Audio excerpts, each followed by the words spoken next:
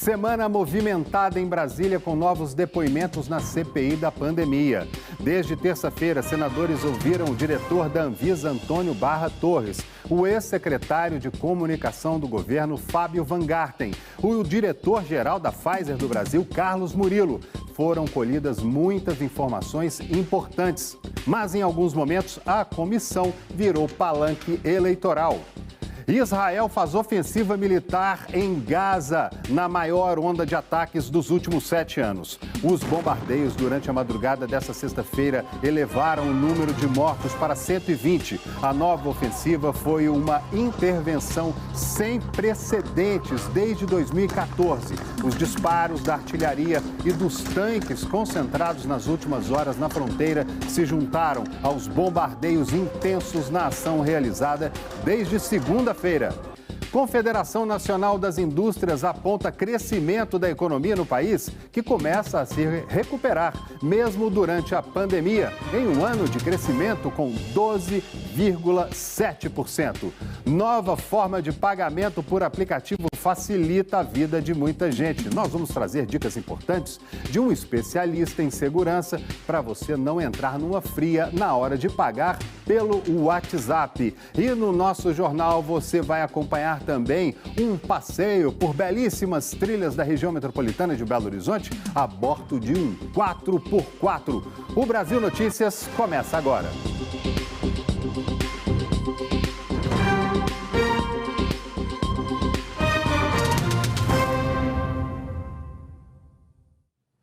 E nós começamos com notícias da faixa de Gaza, onde desde a última segunda-feira, Israel faz uma grande ofensiva na maior onda de ataques dos últimos 7 anos.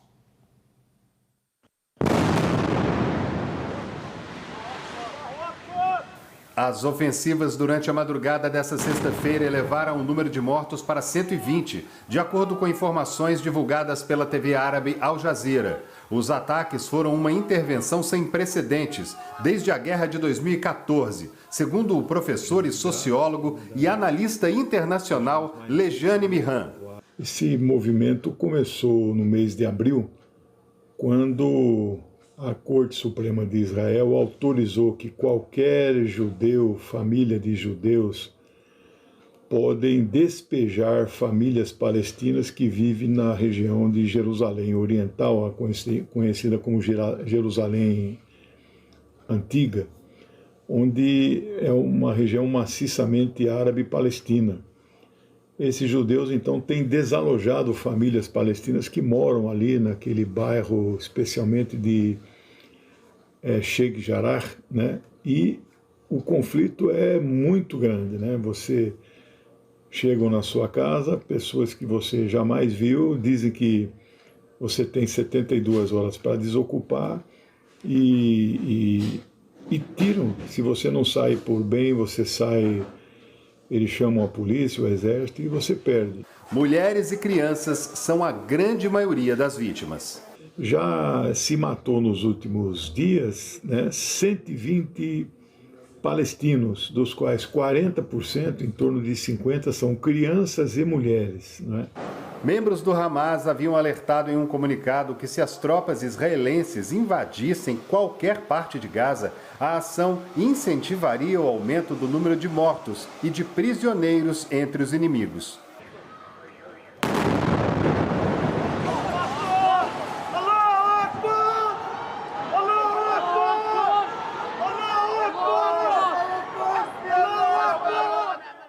Ainda de acordo com o professor Lejane, os disparos da artilharia e dos tanques concentrados nas últimas horas na fronteira se juntaram aos bombardeios intensos na ação realizada desde segunda-feira. Houve reação na faixa de Gaza. Os palestinos, especialmente os que moram na região de Gaza, que é uma das regiões mais densamente povoadas da Terra, né? A densidade geográfica de Gaza é 5.000 pessoas por quilômetro quadrado. O pessoal de Gaza, na sua resistência às agressões que Israel faz, eles começaram a lançar foguetes, né, que não são mísseis, em várias cidades ali da região, né, Sderot, Lod, Ashkelon, especialmente até Tel Aviv, que é perto de Gaza, né? Estes mísseis atingiram pela primeira vez na história o aeroporto internacional de Ben Gurion. Isso, evidentemente, fez com que Israel também atacasse, mas numa proporção assimétrica completamente díspare, né, desigual, assimétrica, né, e eles chegaram a bombardear Gaza e derrubaram 2 edifícios, um de 12 e um de 13 andares, edifícios residenciais. Um porta-voz do Exército chegou a informar que o movimento havia enviado tropas terrestres, mas retificou e negou a notícia algumas horas depois. Nas redes sociais, jornalistas que trabalham na região dizem que, em poucos minutos, mais de 150 bombardeios terrestres e aéreos foram registrados.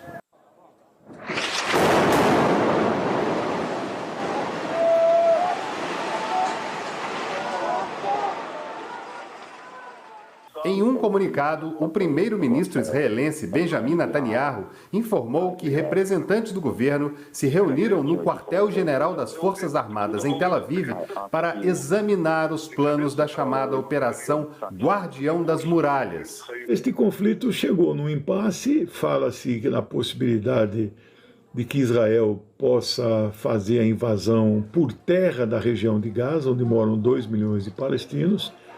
Isso vai fazer com que o conflito possa se alargar, possa se tornar-se inclusive regional, né? Tem centenas, tem milhares de pessoas na fronteira do Egito com a Palestina, prontas para entrar na Palestina para defender Gaza, a mesma coisa na fronteira da Jordânia com a Palestina, a mesma coisa na fronteira do Líbano com o norte de Israel.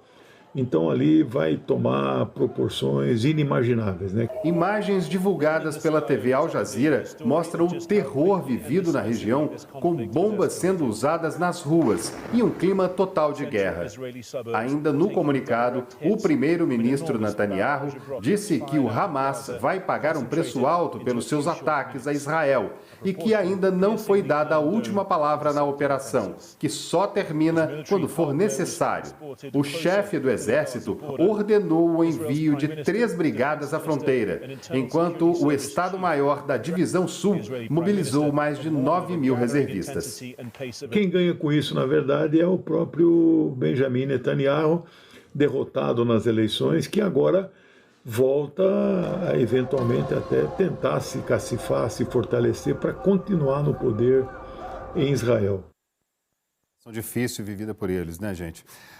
O gerente-geral da Pfizer na América Latina, Carlos Murilo, prestou depoimento à CPI da pandemia nesta quinta-feira. A empresa foi uma das primeiras no mundo a apresentar uma vacina eficiente contra a Covid-19. O executivo boliviano Carlos Murilo começou o depoimento agradecendo a participação de brasileiros que se apresentaram como voluntários para os primeiros testes com a vacina da Pfizer.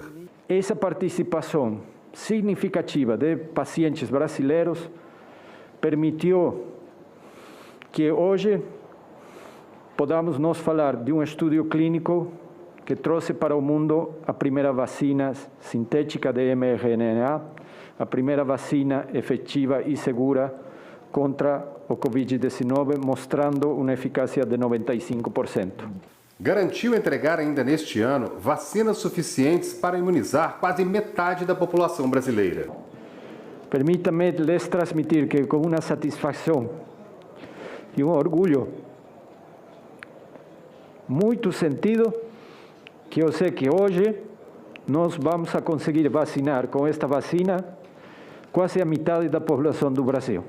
Nas primeiras respostas, confirmou reuniões com representantes do Ministério da Saúde, do Senado e com o então secretário de Comunicação, Fábio Van Garten.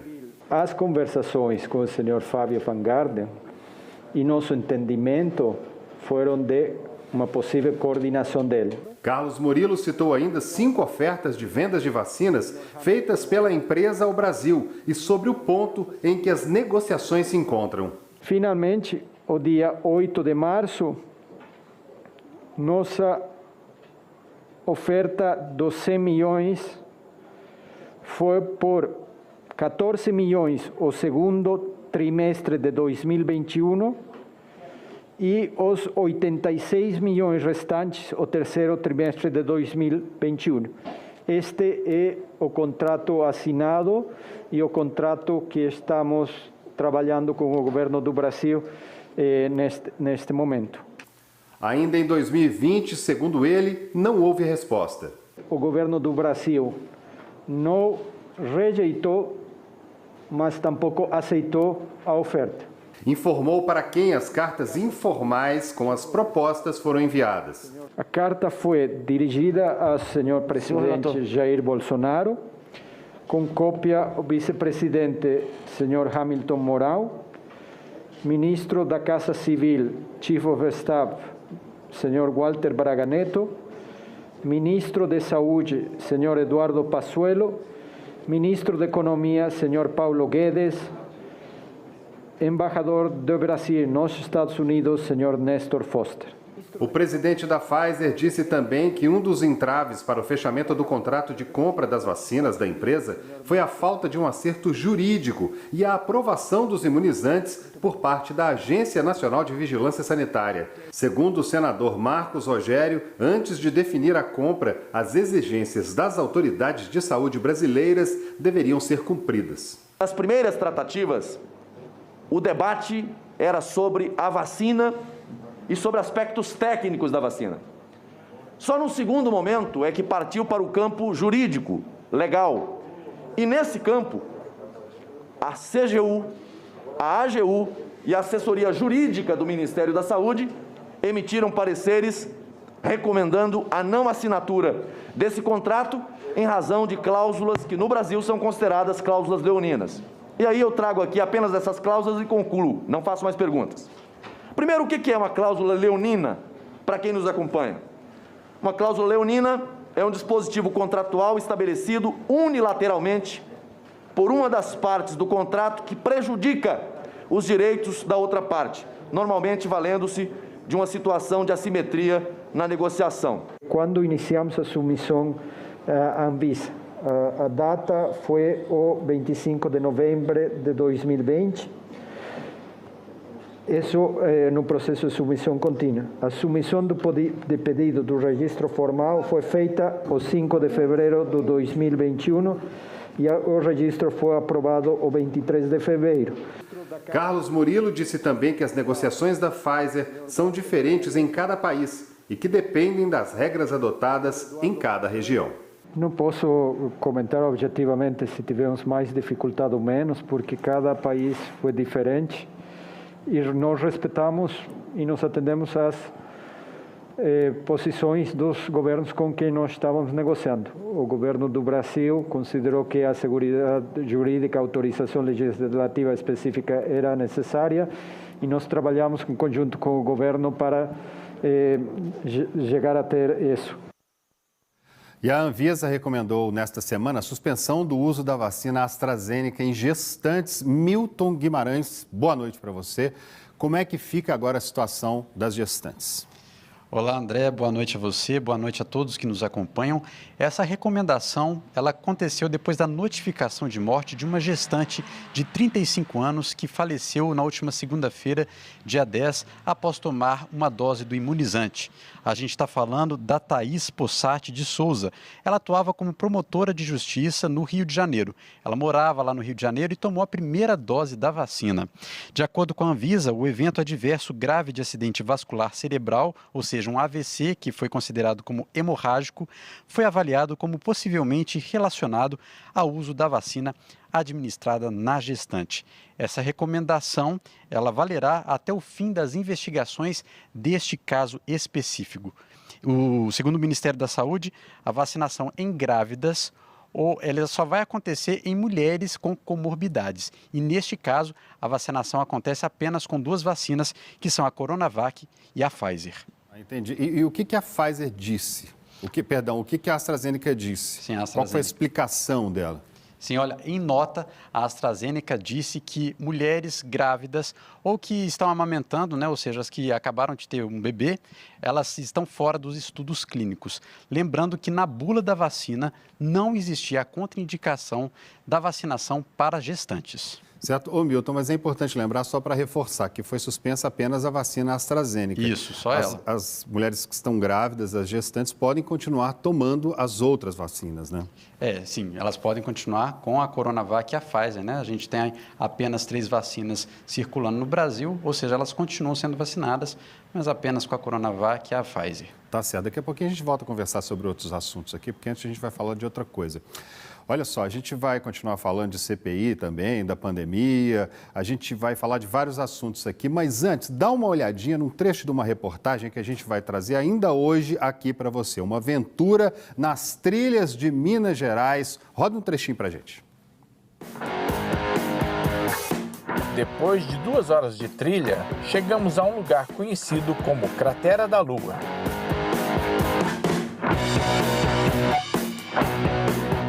A gente vem aqui desestressar, né? Mas ao mesmo tempo a gente é um grupo que discute vários problemas de ordem social, de ordem política.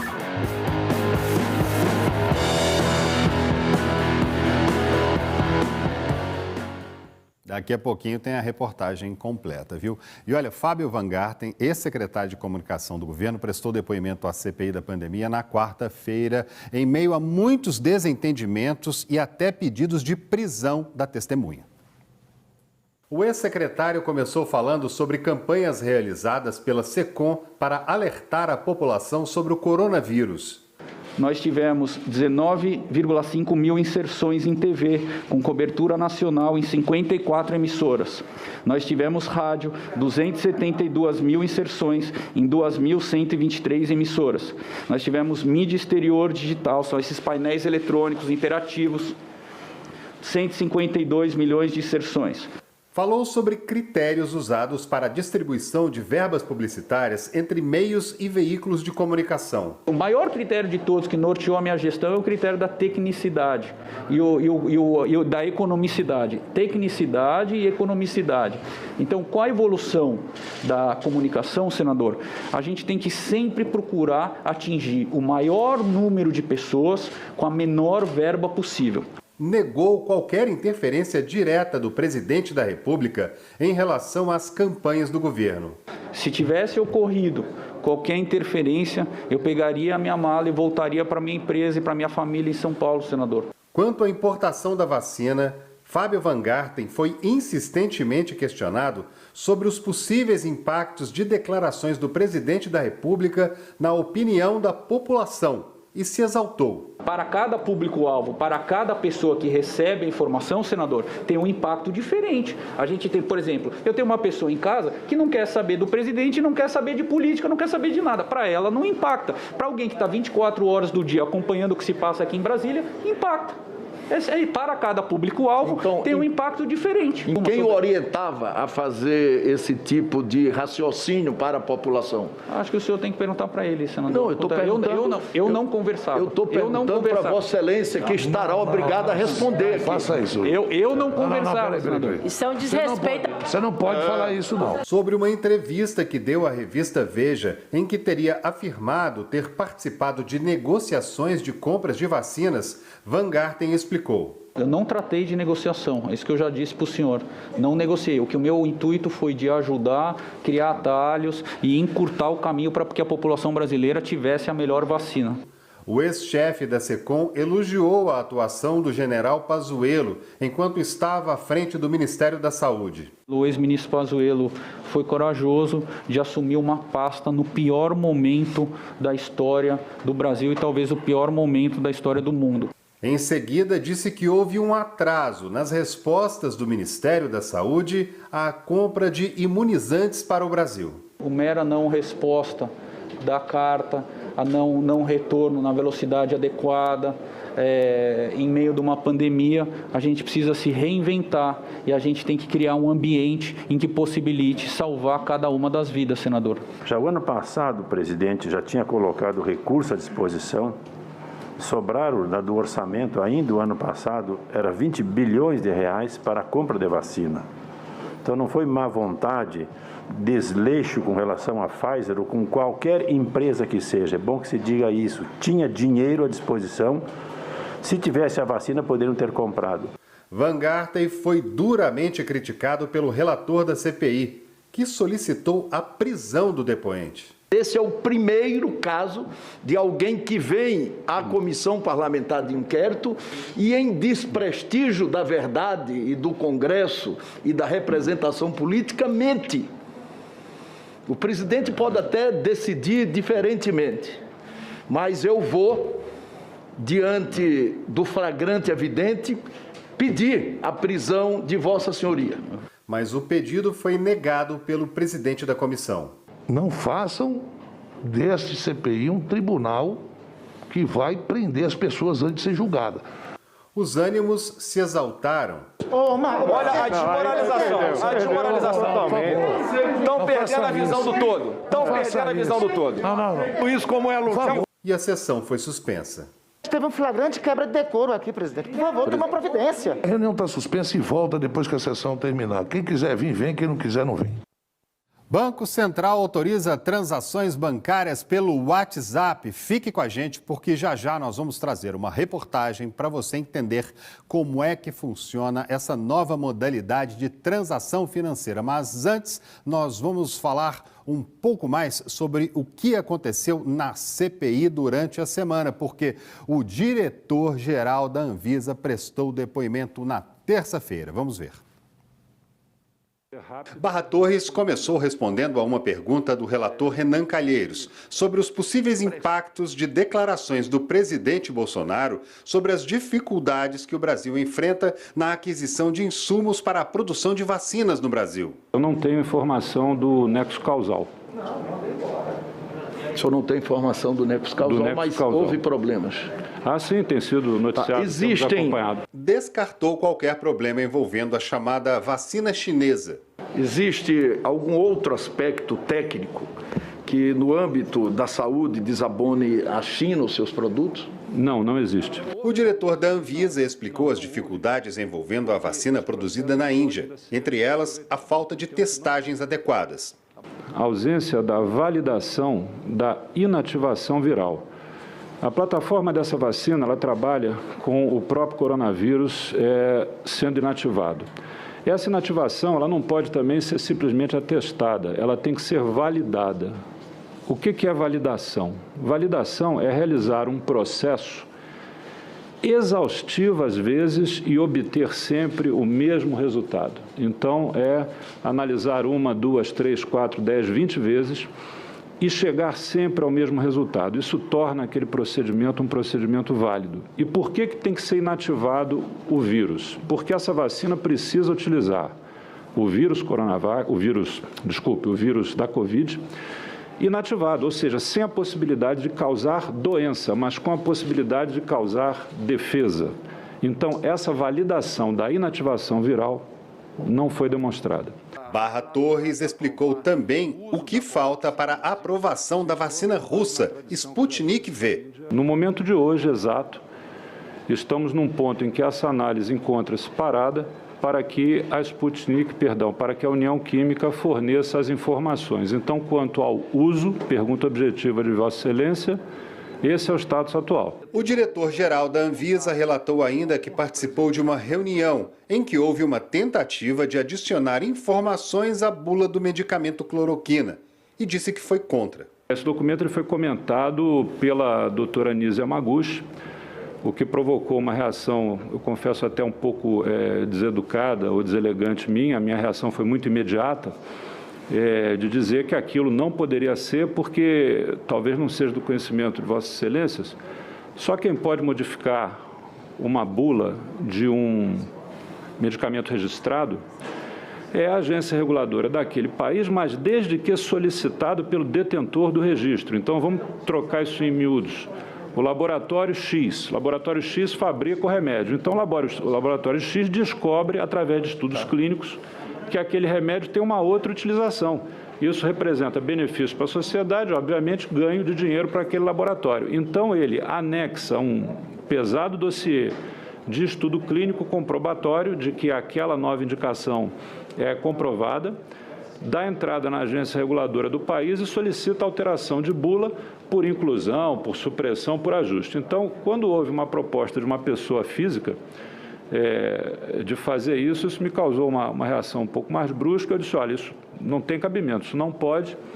E a reunião, inclusive, nem durou muito mais depois disso. Sobre a judicialização do processo de produção e compra de vacinas, Barra Torres respondeu. Representa, senador, um balizador que muitas vezes torna o nosso trabalho, ele tem que ser ainda mais intenso do que já é numa unidade de tempo ainda mais curta. Então, aumenta o nosso desgaste contra uma unidade de tempo que a gente considera minimamente razoável. Quando esse prazo é diminuído, torna-se mais difícil o nosso trabalho. O uso da cloroquina também foi tema da última pergunta, feita pelo senador Humberto Costa. Quando Vossa Senhoria foi acometido da Covid em maio, Vossa Senhoria tomou cloroquina? Só por curiosidade. Não, senhor. Estudo da Confederação Nacional das Indústrias, a CNI, aponta que a economia do país vem se recuperando gradativamente durante a pandemia. O mês de março deste ano, em comparação com o mesmo período do ano passado, mostrou um crescimento de 12,7%. Os investidores comemoram. Vamos acompanhar a reportagem. Apesar da alta de casos do coronavírus registrada no início deste ano, a economia mostra sinais de recuperação. É o que aponta um levantamento feito pela Confederação Nacional das Indústrias. As altas que a gente percebeu em março, elas revertem um fevereiro que tinha sido um pouco mais fraco, mas a indústria vem se mantendo com um nível de atividade acima do registrado no pré-pandemia,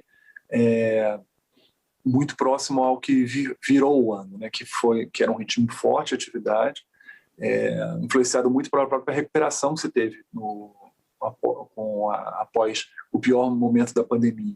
Júlio é gerente de RH em uma empresa que fornece materiais para uma montadora de carros. Segundo ele, desde o final de 2020, foi preciso aumentar o número de funcionários na firma, algo que, em plena pandemia, ninguém imaginava. Na verdade, o que a gente tem é hoje uma demanda produtiva maior do que a projetada em orçamento para esse mês, esse ano. Então, com certeza, é muito maior, né? A nível de volume, de expectativa de quadro de empregado, é bem maior do que um ano atrás, não, sem dúvida.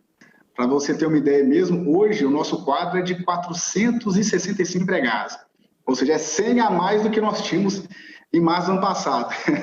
Para uma planta igual a nossa, quando a gente fala de 300, 450 empregados, nosso processo é muito automatizado, tem muita automação, robotização, né? Indústria 4.0, então para colocar 100 pessoas a mais é um incremento muito forte de mão de obra. Para este economista, o cenário é favorável por conta da necessidade de diversos insumos exigida pelo mercado.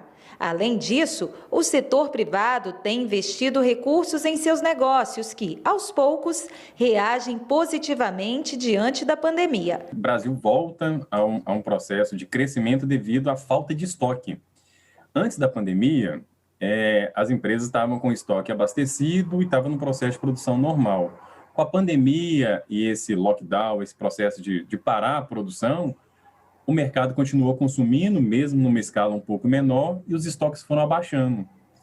Então, de março para cá, teve uma necessidade de retomar a produção. Então, por isso você começa a ter um crescimento. Apesar dos números animadores, uma pesquisa do IBGE mostra um outro lado. Segundo o levantamento do Instituto, o mês de março apresentou recuo da economia em 15 diferentes locais no Brasil. Tem que verificar qual indústria nós estamos falando, qual segmento da indústria nós estamos falando, porque uns estão puxando muito o processo produtivo, outros estão parando bem essa questão, não retomaram ainda no ritmo normal. E igual eu comentei um pouquinho antes, a questão da database. Se eu comparar com o ano passado, algumas indústrias cresceram efetivamente e não sentiram o processo da pandemia. Outras, em relação ao ano passado, diminuíram bastante, porque já foram extremamente afetadas pelo processo da pandemia nesse contexto. Mas para o analista da CNI, as pesquisas apresentam realidades da indústria em diferentes perspectivas. Os dois levantamentos eles mostram uma situação bem mais favorável que em março. A comparação das duas pesquisas, na comparação com o março do ano passado, mostra uma outra realidade, realmente um crescimento bastante significativo, que março tinha sido muito negativo. Não medimos exatamente a mesma coisa, eles vão direto na produção industrial, a gente vê horas trabalhadas na produção, faturamento, o próprio emprego, que às vezes caminham próximo, mas existem diferenças, especialmente no momento de crise e incerteza. As coisas às vezes não andam juntos. Apesar das diferenças, quem está trabalhando no setor anda bem animado com os resultados do primeiro trimestre deste ano. Enquanto o consumidor tiver essa demanda por novos carros e as montadoras divulgarem investimentos, não vai parar. Por mais que tenha dificuldade de falta de matéria-prima, ter um aumento expressivo de lucro, mas também um aumento expressivo fora da curva de custo operacional, né? Enquanto isso for acontecendo, o pensamento é de otimismo. A preocupação é só de atendimento de matéria-prima mesmo. Nós não estamos mais no fundo do poço, a economia brasileira não está mais no fundo do poço, basta a gente acreditar e ajustar mesmo os pontos aí para a questão da gente sair dessa e sair mais fortalecido. Eu acredito que vai nesse momento. Então, nós brasileiros temos que ter um pouquinho de tranquilidade e saber que esse momento é transitório e nós já estamos saindo dele. O pior já passou. Agora é só a luz no fim do túnel já está bem clara, nós já estamos saindo desse processo. Tomara, né? Por outro lado, o IPCA, Índice Nacional de Preços ao Consumidor Amplo, registrou mês passado uma alta na inflação. Medicamentos e produtos de higiene pessoal lideram a lista de produtos que sofreram aumento. Não teve queda, não.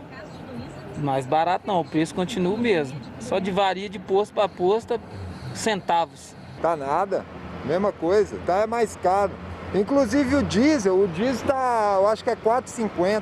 Tô achando que aumentou. A última vez que eu abasteci tem 5 dias, 5,78 abasteci. Hoje já tá 5,94. Essas reclamações não são de hoje.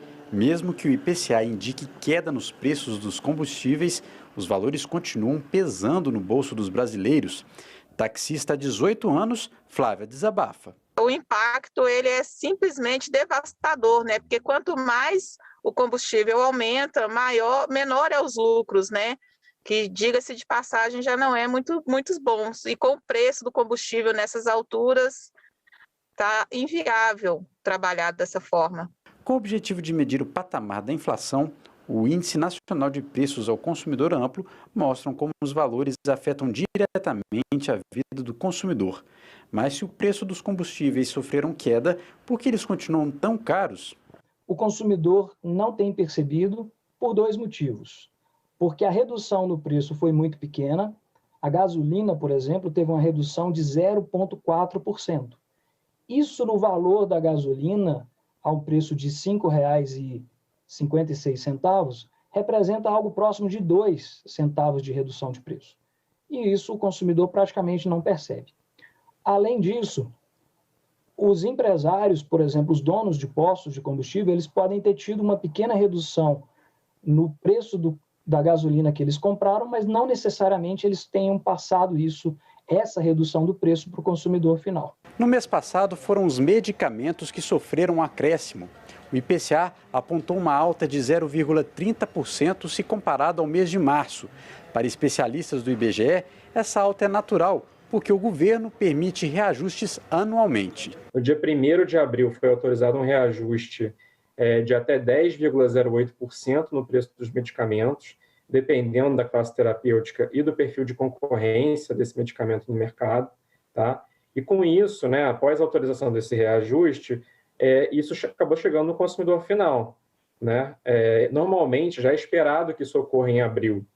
Esse reajuste ele normalmente é autorizado justamente no final de março, no começo de abril. Mas o consumidor precisa ter atenção. A pesquisa aponta variações de preços de diferentes origens, mas eles podem mudar em cada região. Nós temos que levar em consideração que nem todas as áreas tiveram redução nos preços. Né? Por exemplo, Salvador teve uma queda de mais de 6%, mas aqui no Rio de Janeiro houve uma alta de 1,6% agora em abril. Então, a gente também tem que levar em consideração essa diversidade regional, né? Ainda assim, o preço dos combustíveis continua nas alturas. Os motoristas ainda têm esperanças de um alívio no bolso para poderem encher os tanques. A gente tem que ter um aumento aí de tarifas, né? Acaba tendo que repassar esses valores para o consumidor também. Tá muito complicado trabalhar sem aumentos e o preço do combustível cada vez mais alto. No futuro próximo, espera-se que esse preço possa cair, porque esse preço do combustível ele depende do preço do petróleo no mercado internacional e, diante de uma crise tão elevada como essa provocada pelo coronavírus, a gente continua tendo uma oferta de combustível significativa e uma demanda relativamente menor se comparada à situação anterior à crise do coronavírus. Depois do intervalo, o Banco Central autoriza transações bancárias pelo WhatsApp, mas tem que ter muito cuidado, viu, gente? Daqui a pouquinho nós vamos trazer a reportagem para você entender como é que vai funcionar essa nova modalidade de transação financeira. A você que nos acompanha pela Rádio Super 100.5 e também pelo YouTube, fique com a gente aí, a gente volta já já. O Banco Central autorizou um dos mais conhecidos aplicativos de conversa do mundo a realizar transações bancárias. O WhatsApp Pay já está disponível para alguns usuários, mas é preciso ter muito cuidado com golpes. Vamos acompanhar a novidade na nossa reportagem. Um dos aplicativos mais usados no Brasil não servirá apenas para troca de mensagens. Com as novas funcionalidades de transações bancárias autorizadas pelo Banco Central, o WhatsApp promete modificar a vida do brasileiro. Quem soube da novidade mostrou animação. Só a gente não ter que estar indo no banco, mexer com filas.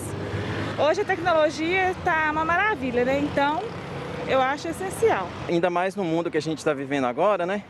Com a necessidade de não ir a muitos lugares, isso facilitaria a questão de pagamentos também. As transferências não terão custos e já estão disponíveis para alguns usuários do aplicativo. O Facebook, empresa dona do WhatsApp, pretende ampliar as formas de pagamentos nos próximos meses.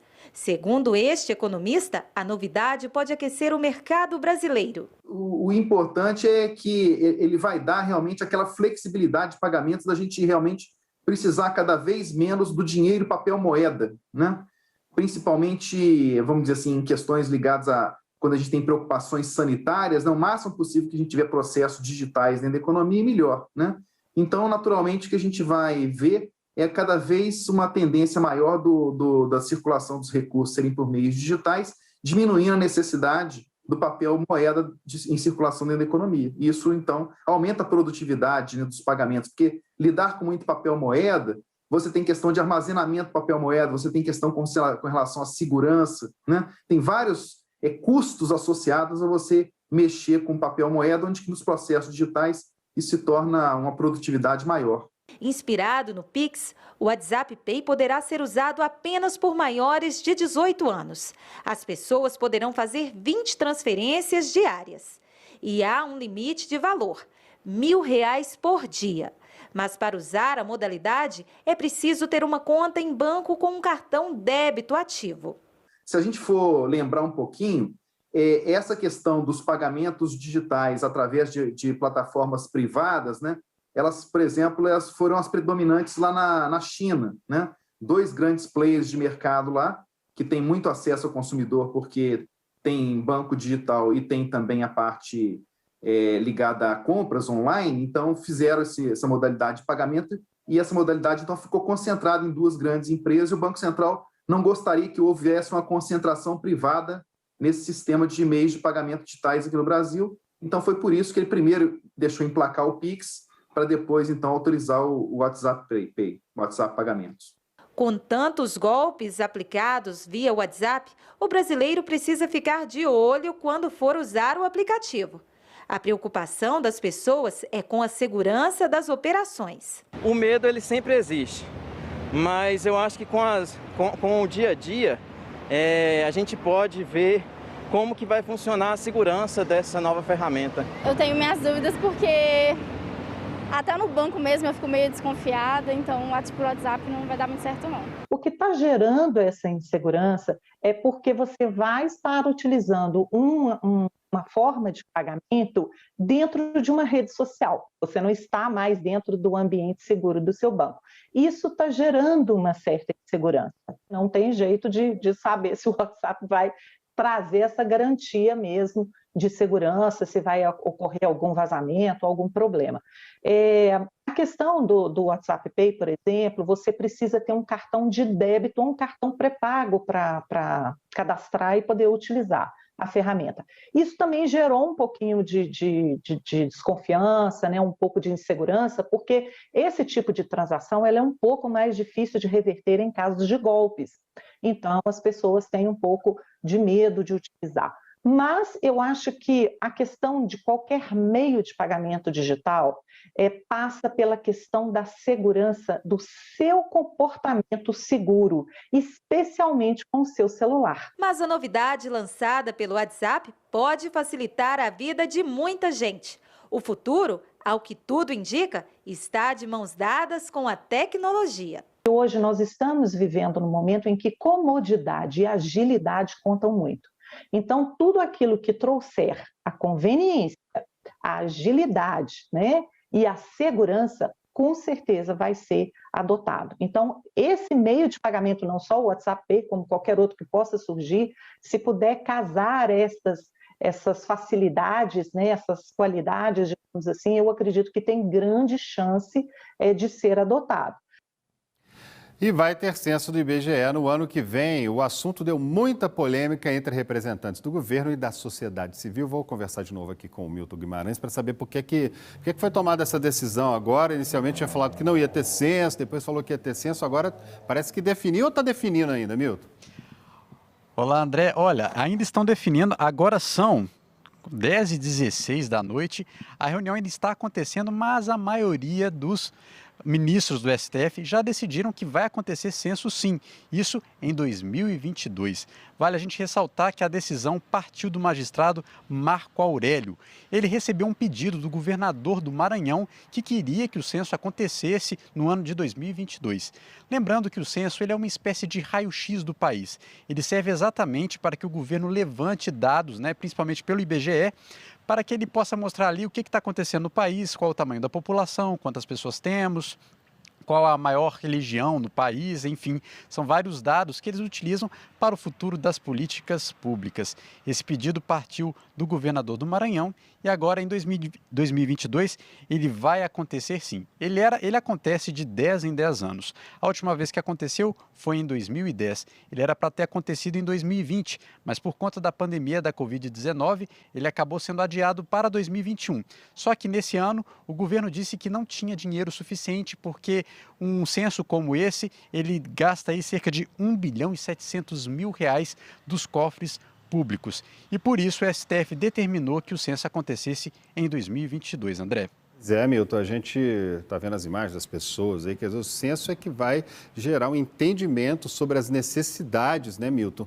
Que as pessoas têm, como é que vai se aplicar o orçamento, como é que é a vida do brasileiro. A gente sabe que nesse ano que se passou agora, em 2020, foi muito complicado realmente, gastou-se muito dinheiro para poder cuidar das pessoas, para poder trazer vacina para o nosso país, mas isso é muito importante mesmo para definir as políticas de gasto daqui para frente. O pessoal já foi na sua casa alguma vez? Isso nunca aconteceu comigo, não. Nunca foi? Nunca fui entrevistado. O recenseador pergunta de tudo, pergunta quantos banheiros tem na casa, quantos carros tem na família, qual que é o salário, pergunta de tudo, para ter uma noção global de como é que está a vida do brasileiro e saber exatamente o que é preciso fazer para melhorar a nossa vida. Afinal de contas, é realmente uma pesquisa muito importante. Agora, essa determinação tem que fazer, é complicado, porque fica uma coisa obrigada ali, as pessoas acabam sendo obrigadas a se virar. Obrigado por enquanto pelas informações, Milton. Qualquer coisa a gente volta a se falar aqui daqui a pouquinho, tá certo? Certo. É isso aí.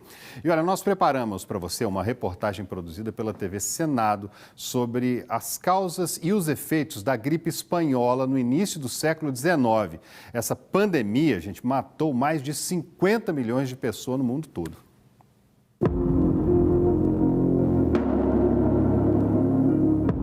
O brasileiro já viu esse filme.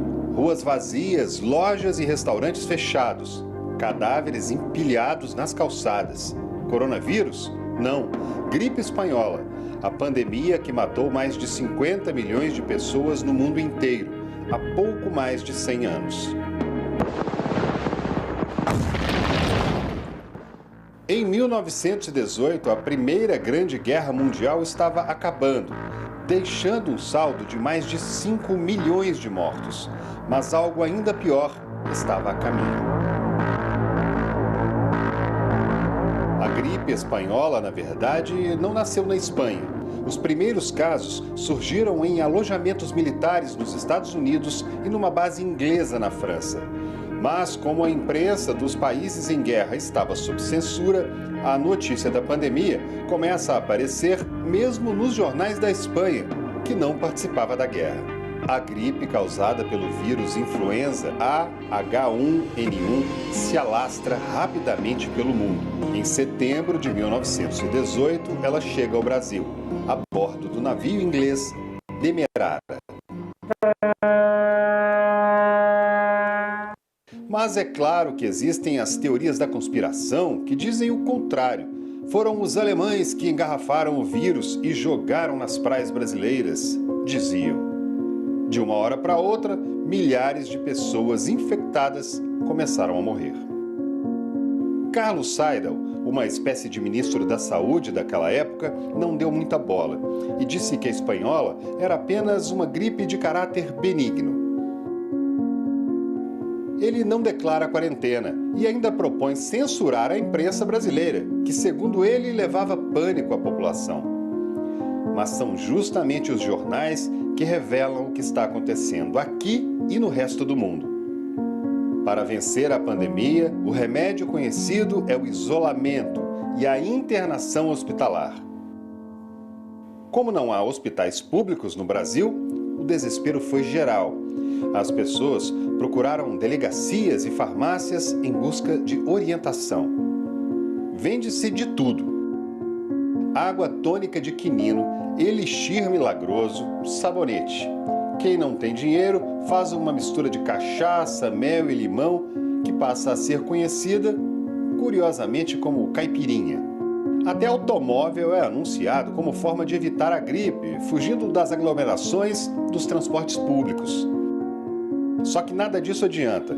Faltam coveiros, os corpos apodreceram nas ruas. Por isso mesmo, a polícia tira à força pessoas de dentro de casa para ajudarem nos enterros que eram feitos sem velório e muitas vezes em plena madrugada. Pressionado, o governo coloca o renomado cientista Carlos Chagas, que havia trabalhado com Oswaldo Cruz no comando da saúde pública. Ele cria 5 hospitais improvisados e mais de 20 postos de atendimento. Distribui cartilhas, panfletos com recomendações de higiene e isolamento. Lave as mãos constantemente se da gripe quer livrar-se. Arranje um jeito e disfarce. Evite o aperto de mão. Mas, se vexado consente, lave as mãos frequentemente com bastante água e sabão. Aos poucos, as medidas começam a dar certo. Tudo passa, inclusive a crise na educação, já que os estudantes que haviam perdido 2 meses de aulas passam de ano, automaticamente. Rodrigues Alves, o recém-eleito presidente da República, é mais uma vítima da gripe, que mata cerca de 35 mil brasileiros. Foi só então que a saúde pública ganhou um patamar diferente no Brasil, o que levou à criação de um ministério em 1930. E olha, gente, uma notícia que acabou de chegar para a gente aqui, que piorou o estado de saúde do prefeito de São Paulo, Bruno Covas. O Milton Guimarães vai trazer as informações para a gente. Como é que ele está, Bruno? É isso mesmo, André. A gente está falando do Bruno Covas, o prefeito da cidade de São Paulo. Ele teve uma piora e a equipe médica que o acompanha diz que o quadro dele é irreversível. O Bruno Covas está internado no Hospital Sírio-Libanês, na cidade de São Paulo, desde o dia 2 de maio. Ele luta contra um câncer, na qual ele foi diagnosticado em 2019. Esse câncer é no trato digestivo do político. Segundo os médicos, ele tem uma metástase nos ossos e no fígado. Essa semana ele passou por um tratamento de imunoterapia. No início do mês, ele chegou a ser entubado para tratar um sangramento na cárdia, mas foi extubado no mesmo dia. Essa intubação não tem relação nenhuma com o Covid-19, é só para evitar que a hemorragia fosse para outras áreas do corpo. O Bruno Covas tem apenas 41 anos de idade, Ele é pai do Tomás Covas, de 15 anos.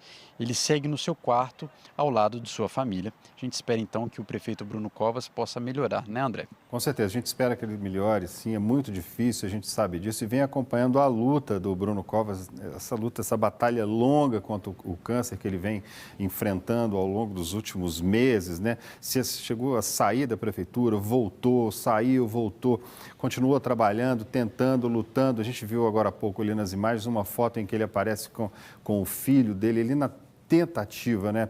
Assim, estão tentando, lutando, e é isso que a gente tem que fazer na vida, né? Temos que lutar mesmo, temos que batalhar para que as coisas continuem funcionando, para que a vida volte ao normal e a gente continue tocando o nosso barco. Por enquanto, obrigado pelas informações. Obrigado. E boa noite para você. Boa noite para você também. Gente, nas últimas semanas nós mostramos aqui no Brasil Notícias as aventuras do biólogo e cinegrafista Cláudio Yoshinaga em 2 lindas cachoeiras. Hoje, o que será que ele trouxe para a gente, hein? Vamos ver? Acompanha com a gente.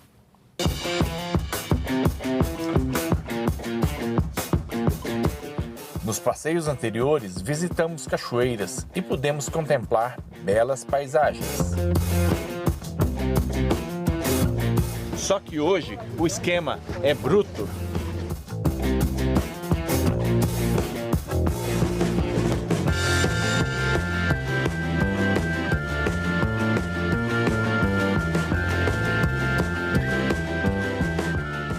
Nossa aventura de hoje será na cidade de Betim, para conhecer um grupo de amigos que adora adrenalina.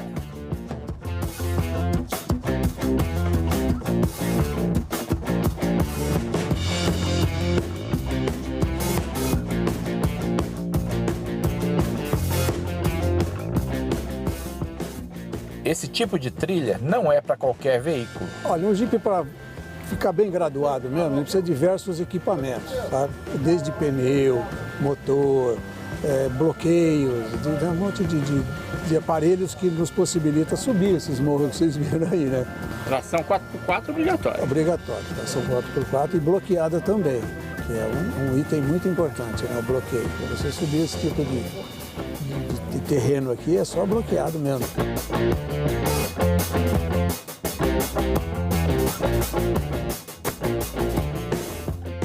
E não pode faltar aquele perrengue. É um perrengue fácil, quer dizer, fácil não, perrengue agradável, né? Mas a gente passa. E se não passar, puxa, né? Tem bicho.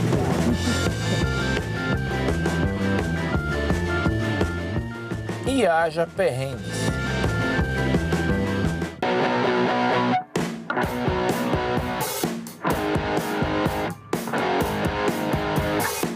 Depois de 2 horas de trilha, chegamos a um lugar conhecido como Cratera da Lua.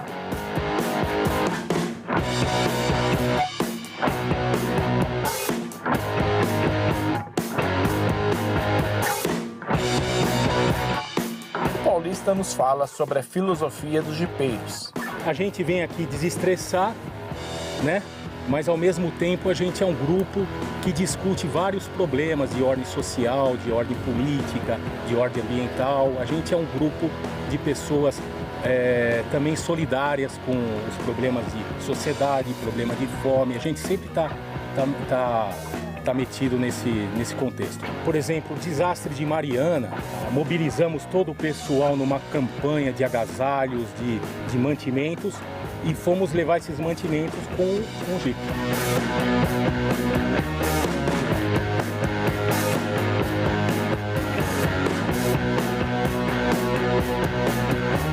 Outra ação do grupo é o plantio de mudas, uma preocupação com a preservação ambiental.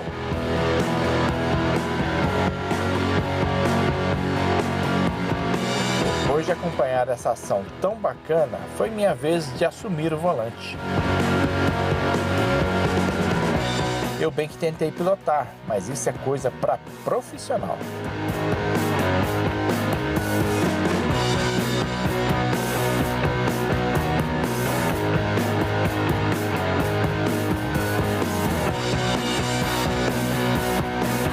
Terminamos aqui a nossa aventura de hoje. Queria agradecer ao Paulista, o pessoal do Cratera da Lua, pela acolhida, pela hospitalidade. E até a nossa próxima aventura aqui. Obrigado, Paulista. Valeu, amigo. Valeu. Até o nosso próximo vídeo, gente. Valeu, pessoal. Sempre bem-vindo.